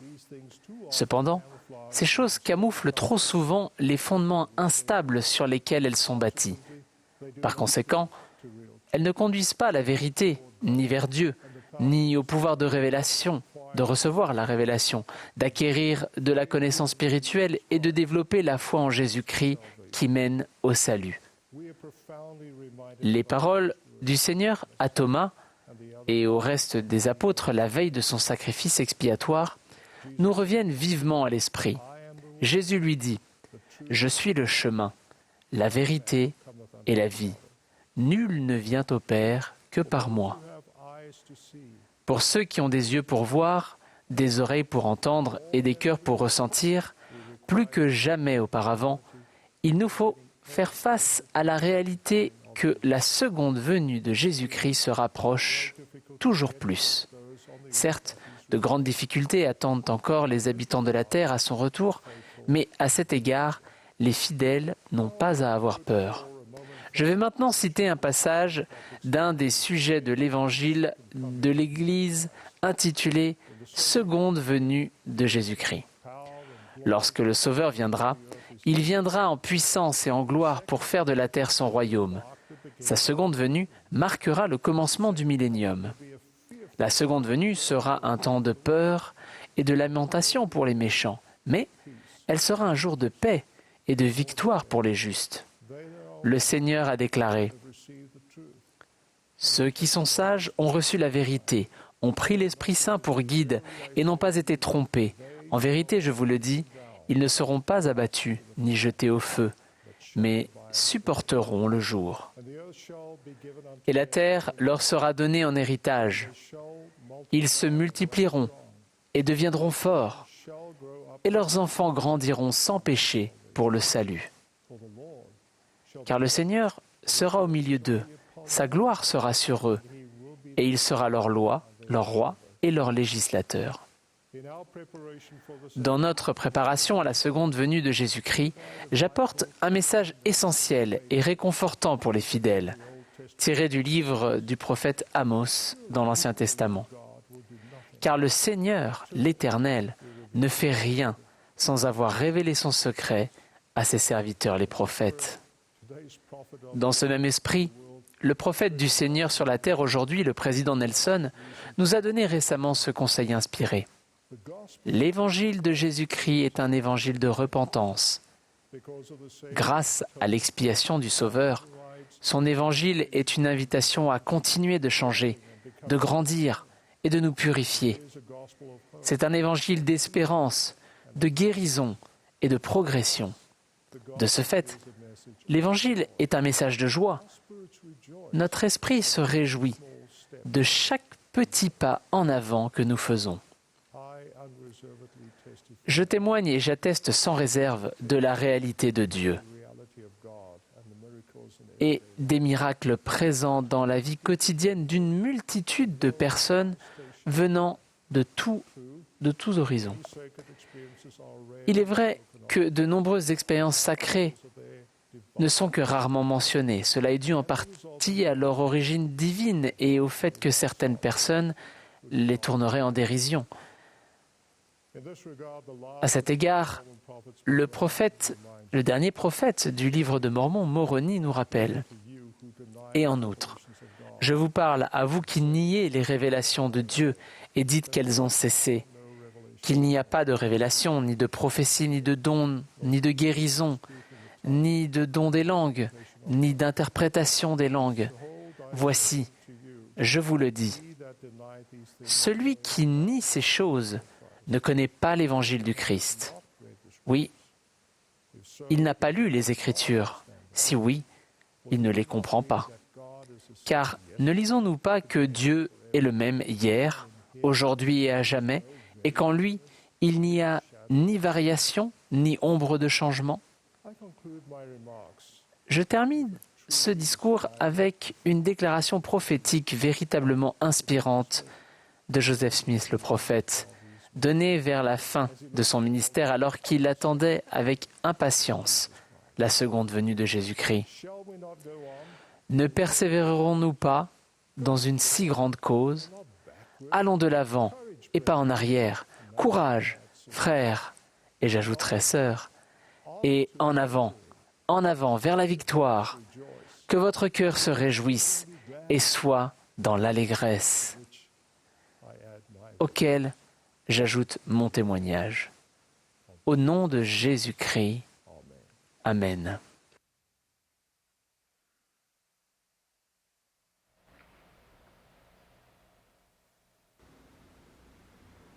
La pandémie de Covid-19 fait partie des nombreuses épreuves et difficultés auxquelles les enfants de Dieu ont dû faire face à travers l'histoire du monde. En début d'année, ma famille bien-aimée et moi avons traversé une période sombre. La pandémie et d'autres facteurs ont semé la mort et causé du chagrin au sein de notre famille par le biais du décès de personnes très chères. En l'espace de 5 semaines, malgré les soins médicaux, le jeûne et la prière, mon frère, ma sœur et mon beau-frère sont passés de l'autre côté du voile. Je me suis parfois demandé pourquoi le Sauveur a pleuré en voyant Marie tourmentée par la mort de son frère Lazare. Sachant qu'il avait le pouvoir de le ramener à la vie et que, sous peu, il utiliserait ce pouvoir pour ressusciter son ami. Je suis émerveillé par la compassion et l'empathie du Sauveur pour Marie. Il comprenait la douleur indescriptible qu'elle ressentait à cause du décès de son frère Lazare. Nous éprouvons cette même douleur intense lorsque nous sommes séparés temporairement de nos êtres chers. Le Sauveur éprouve une parfaite compassion pour nous. Il ne nous reproche pas de manquer de perspective ni d'avoir une vision limitée de notre cheminement éternel. Au contraire, il compatit à notre tristesse et à notre souffrance. Notre Père Céleste et son Fils Jésus-Christ veulent que nous ayons la joie. Russell M. Nelson, président de l'Église, a enseigné « La joie que nous ressentons dépend peu de notre situation, mais entièrement de l'orientation de notre vie. Lorsque notre vie est centrée sur le plan de salut de Dieu, nous pouvons connaître la joie, quoi qu'il arrive ou n'arrive pas dans notre vie. » Je me souviens du jour où, lorsque j'étais jeune missionnaire, un merveilleux missionnaire que j'admirais a reçu une nouvelle bouleversante. Sa mère et son jeune frère étaient décédés dans un tragique accident. Le président de mission a proposé au missionnaire de rentrer chez lui pour les obsèques. Cependant, après avoir parlé avec son père au téléphone, il a décidé de rester et de terminer sa mission. Peu de temps après, alors que nous servions dans la même zone, mon collègue et moi avons reçu un appel d'urgence. Des voleurs avaient volé la bicyclette de ce même missionnaire et l'avaient blessé au couteau. Son collègue et lui se rendaient à pied à l'hôpital le plus proche, où mon collègue et moi les avons rejoints. Sur le chemin de l'hôpital, je ressentais du chagrin pour ce missionnaire. J'imaginais que son moral serait au plus bas et qu'assurément, après cette expérience traumatisante, il souhaiterait à présent rentrer chez lui. Mais lorsque nous sommes arrivés à l'hôpital, je l'ai vu allongé sur son lit, attendant une intervention chirurgicale, et il souriait. Je me suis dit, comment peut-il sourire à un moment pareil? Pendant sa convalescence à l'hôpital, il a distribué avec enthousiasme des brochures et des exemplaires du livre de Mormon aux médecins, aux infirmières et aux autres patients. Même après ces épreuves, il ne voulait pas rentrer chez lui. Au contraire, il a œuvré jusqu'au dernier jour de sa mission avec foi, énergie, force et zèle. Au début du livre de Mormon, Néphi déclare « Moi, Néphi, ayant vu beaucoup d'afflictions au cours de ma vie, ayant néanmoins reçu de grandes faveurs du Seigneur toute ma vie. Les nombreuses épreuves que Néphi a connues et qui figurent pour la plupart dans ses écrits me viennent à l'esprit. Elles nous aident à comprendre que nous traversons tous des périodes sombres. L'une de ces épreuves s'est produite lorsque Néphi a reçu le commandement de retourner à Jérusalem obtenir les plaques d'airain que Laban avait en sa possession. Certains frères de Néphi étaient des hommes de peu de foi. Ils ont même frappé Néphi avec un bâton. Néphi a traversé une autre épreuve lorsqu'il a brisé son arc et s'est trouvé dans l'incapacité d'obtenir de la nourriture pour sa famille. Plus tard, lorsqu'il a reçu le commandement de construire un bateau, ses frères aînés se sont moqués de lui et ont refusé de l'aider. En dépit de ces épreuves et de bien d'autres au cours de sa vie, Néphi a toujours reconnu la bonté de Dieu. Alors que sa famille traversait l'océan, en direction de la terre promise, certains membres de la famille ont commencé à s'amuser, à parler durement et à oublier que c'était grâce à la puissance du Seigneur qu'ils avaient été préservés. Lorsque Néphi les a réprimandés, ils se sont offensés et l'ont lié avec des cordes, de sorte qu'ils ne pouvaient plus bouger. Le livre de Mormon indique que ses frères le traitèrent avec beaucoup de dureté. Ses poignets, ses chevilles étaient très enflés et très douloureux. Néphi était peiné de l'endurcissement de cœur de ses frères et se sentait parfois accablé de chagrin. Néanmoins, déclara-t-il, « Je me tournais vers mon Dieu et je le louais toute la journée. Et je ne murmurais pas contre le Seigneur à cause de mes afflictions. » Mes chers frères et sœurs, comment réagissons-nous face à nos afflictions? Murmurons-nous devant le Seigneur à cause d'elles? Ou comme Néphi et mon ancien ami missionnaire, sommes-nous reconnaissants en parole, en pensée et en actes parce que nous nous concentrons davantage sur nos bénédictions que sur nos problèmes? Notre Sauveur Jésus-Christ nous a donné l'exemple pendant son ministère terrestre. Dans les moments de difficulté et d'épreuve, il y a peu de choses qui nous apportent plus de paix et de satisfaction que de servir notre prochain. Le livre de Matthieu raconte ce qui s'est produit quand le Sauveur a appris que son cousin, Jean-Baptiste, avait été décapité par le roi Hérode pour plaire à la fille d'Hérodias. Les disciples de Jean vinrent prendre son corps et l'ensevelir, et ils allèrent l'annoncer à Jésus. À cette nouvelle, Jésus partit de là dans une barque pour se retirer à l'écart dans un lieu désert, et la foule, l'ayant su, sortit des villes et le suivit à pied. Quand il sortit de la barque, il vit une grande foule et fut ému de compassion pour elle, et il guérit les malades. Le soir étant venu, les disciples s'approchèrent de lui et dirent « Ce lieu est désert, et l'heure est déjà avancée. Renvoie la foule afin qu'elle aille dans les villages pour s'acheter des vivres. » Jésus leur répondit « Ils n'ont pas besoin de s'en aller.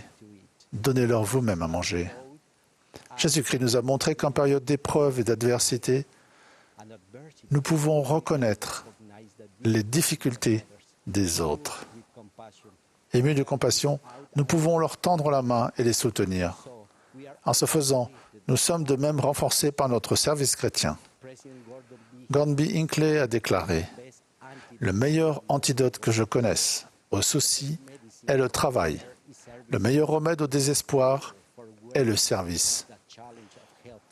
La meilleure façon de lutter contre la lassitude consiste à aider quelqu'un qui est encore plus fatigué. » Au sein de l'Église de Jésus-Christ, j'ai eu de nombreuses occasions de servir mon prochain.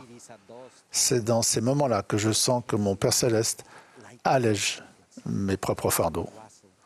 Russell M. Nelson, le président de l'Église, est le prophète de Dieu sur la terre.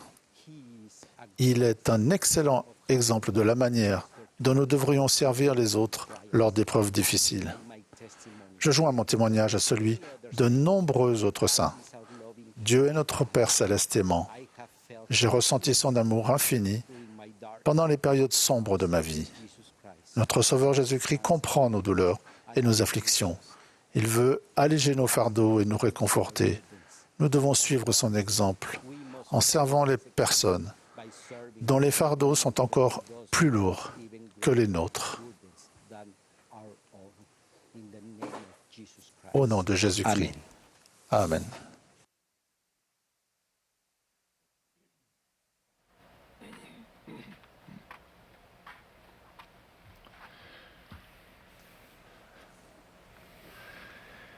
Nous sommes reconnaissants à toutes les personnes qui se sont adressées à nous cet après-midi et des belles prestations musicales. Nous vous rappelons la session générale du samedi soir qui commencera au centre de conférence ce soir à 18h, heure normale des Rocheuses. Le dernier orateur de cette session sera Gary Stevenson du Collège des 12 Apôtres. Après son discours, le chœur clôturera cette réunion en chantant « This is the Christ ». Rebecca Craven, deuxième conseillère dans la présidence générale des jeunes filles, fera ensuite la prière de clôture.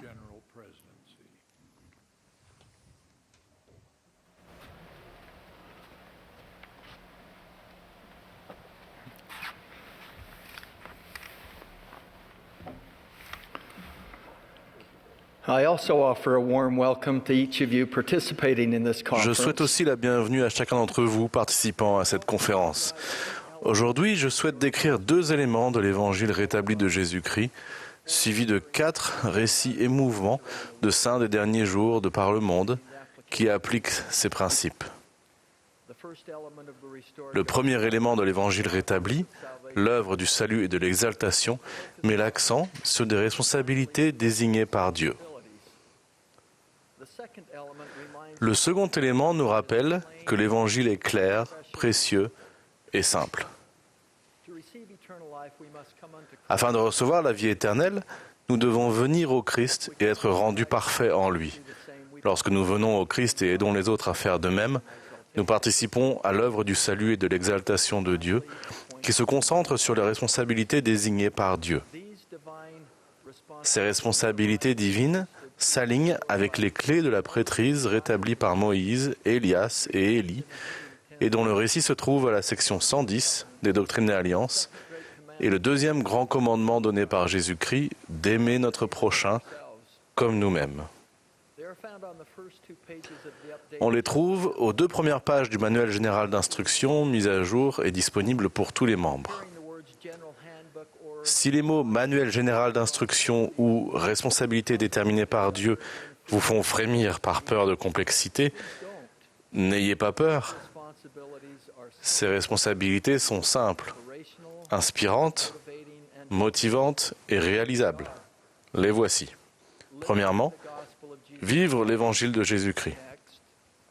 Ensuite, prendre soin des personnes dans le besoin. Troisièmement, inviter tout le monde à recevoir l'évangile. Et quatrièmement, unir les familles pour l'éternité. Je vous invite à les voir comme je les vois, c'est-à-dire comme une carte routière qui nous ramène à notre Père céleste aimant. Il a été dit que l'évangile de Jésus-Christ est simplement magnifique et magnifiquement simple. Le monde n'est ni l'un ni l'autre. Il est compliqué, complexe et rempli de troubles et de conflits. Nous sommes bénis lorsque nous faisons attention à ne pas laisser la complexité, si commune dans le monde, entrer dans la manière dont nous recevons et pratiquons l'Évangile. Le président Oaks a observé, on nous enseigne beaucoup de choses petites et simples dans l'Évangile de Jésus-Christ. Il est nécessaire de rappeler que cumulées sur une longue période, ces choses petites et simples permettent de réaliser de grandes choses. Jésus-Christ lui-même dit que son joug est doux et son fardeau est léger. Nous devrions tous nous efforcer de garder l'Évangile simple dans notre vie et dans notre famille, dans nos classes et collèges, dans nos paroisses et nos pieux. En écoutant les histoires que je vais maintenant vous raconter, Notez qu'elles ont été choisies avec soin pour à la fois édifier et informer. Les actions de ces saints des derniers jours sont pour chacun d'entre nous des exemples d'application de l'Évangile de manière claire, précieuse et simple, tout en remplissant l'une de ses responsabilités désignées par Dieu. Premièrement, vivre l'Évangile de Jésus-Christ. Frère Jens, au Danemark, prie chaque jour pour vivre l'Évangile et remarquer les inspirations du Saint-Esprit. Il a appris à agir rapidement lorsqu'il reconnaît l'influence de l'Esprit. Voici ce qu'il a dit, je cite, « Nous vivons dans une petite maison idyllique, à moitié en bois, avec un toit de chaume, dans le centre d'un petit village cossu, non loin de l'étang du village. Un soir d'été, alors qu'il faisait un temps magnifique, les portes et les fenêtres étaient ouvertes et tout était paisible et calme. Grâce à nos longues et claires nuits d'été, je ne m'étais pas empressé de remplacer une ampoule électrique dans notre buanderie. Tout à coup, j'ai eu le sentiment distinct que je devais la remplacer immédiatement. Au même moment, j'ai entendu ma femme, Marianne, appeler pour que les enfants et moi allions nous laver les mains avant le dîner. Je suis marié depuis assez longtemps pour savoir que ce n'était pas le moment de faire autre chose que me laver les mains, mais je me suis entendu lui répondre que j'allais faire un saut au magasin pour acheter une nouvelle ampoule.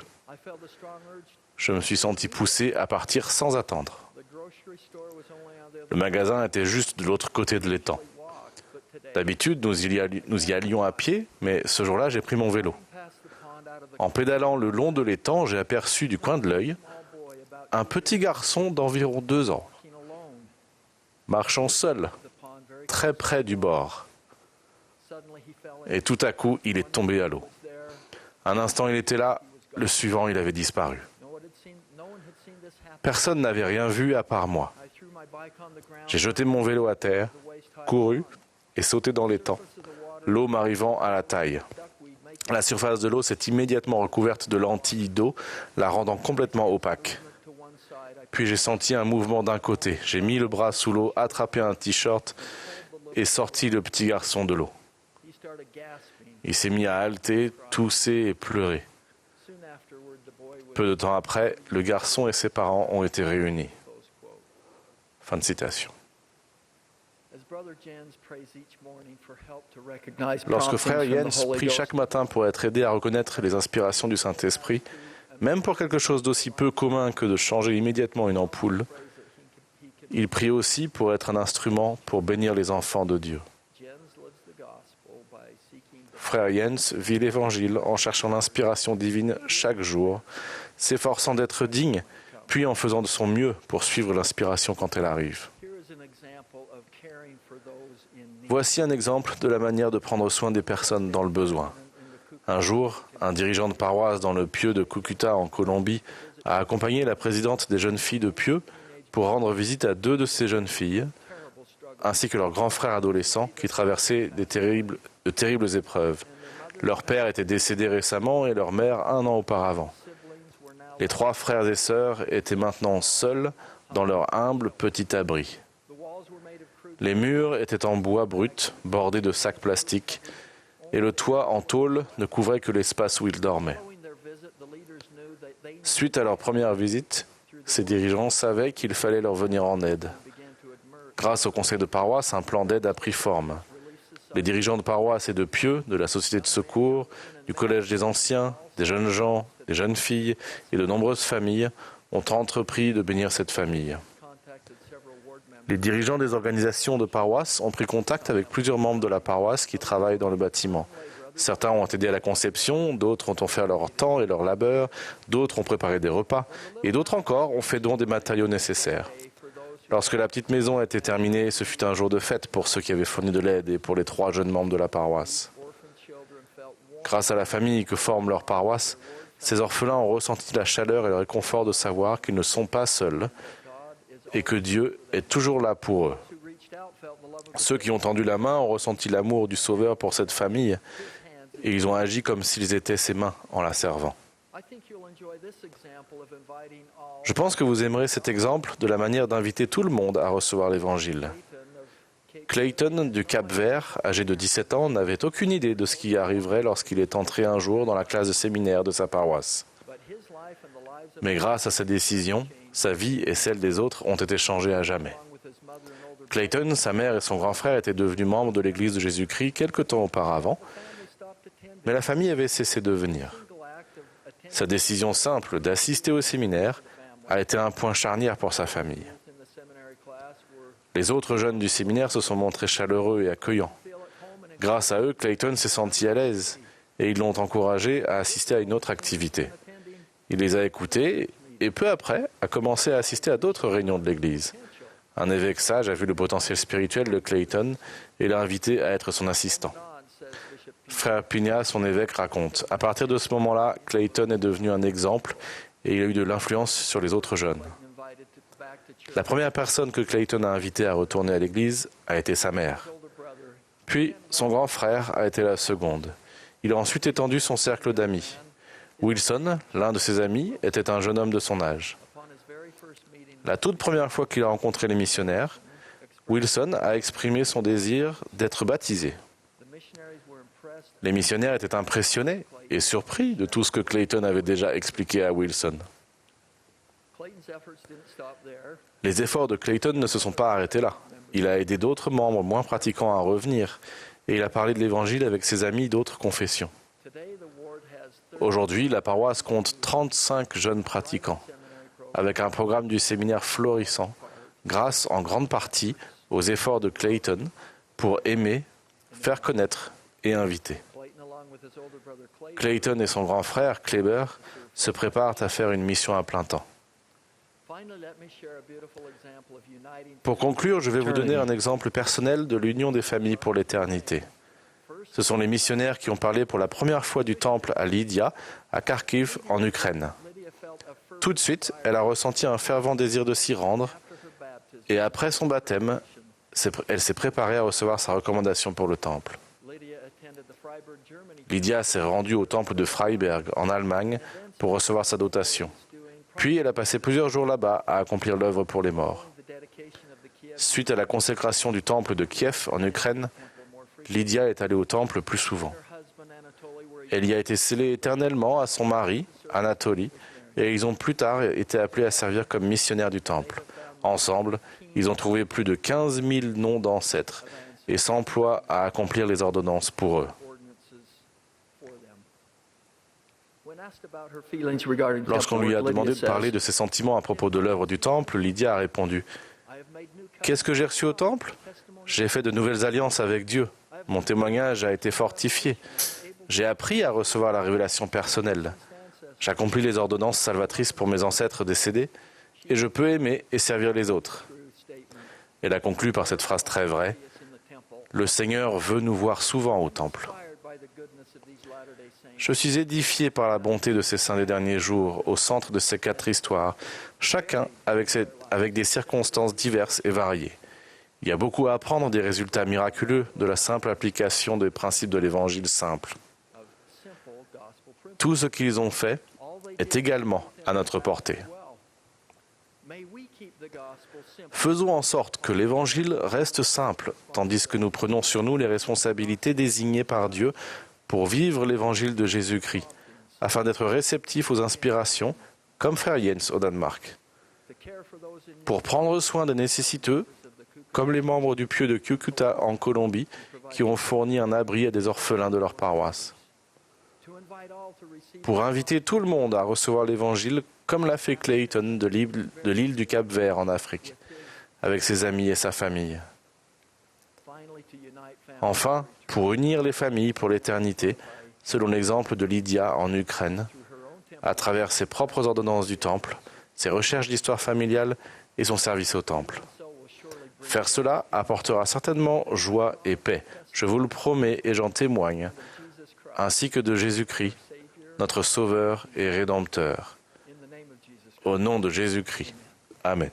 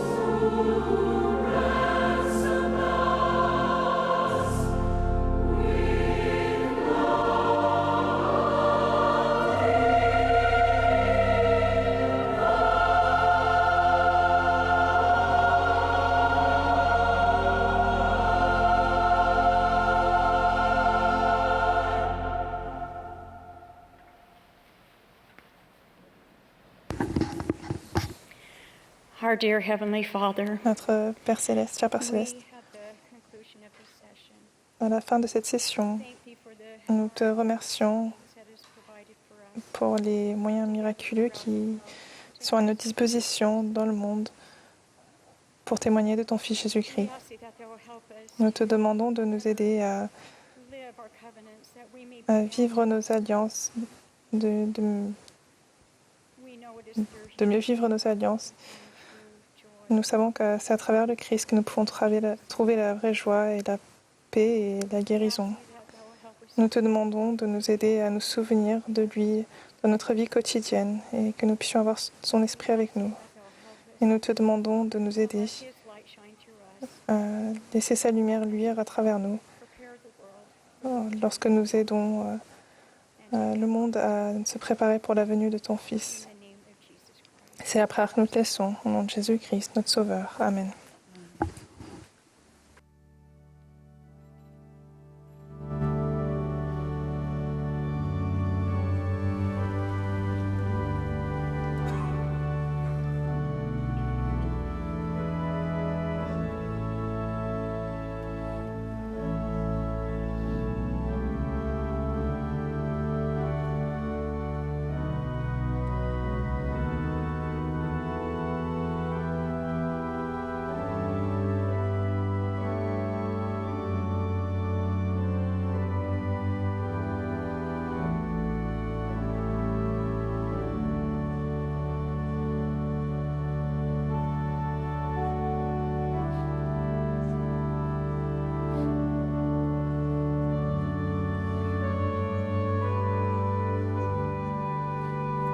This has been a broadcast of the Vous Saturday assistez à la afternoon. session du samedi après-midi de la 191e conférence générale d'octobre de l'Église de Jésus-Christ des Saints des Derniers Jours.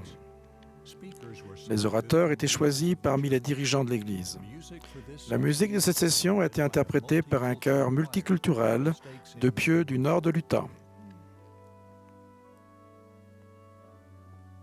This broadcast has been L'émission a furnished été as a diffusée à titre de service public par Bonneville Distribution. Sans autorisation écrite, tout enregistrement, toute reproduction, transcription ou autre utilisation de cette émission est interdit.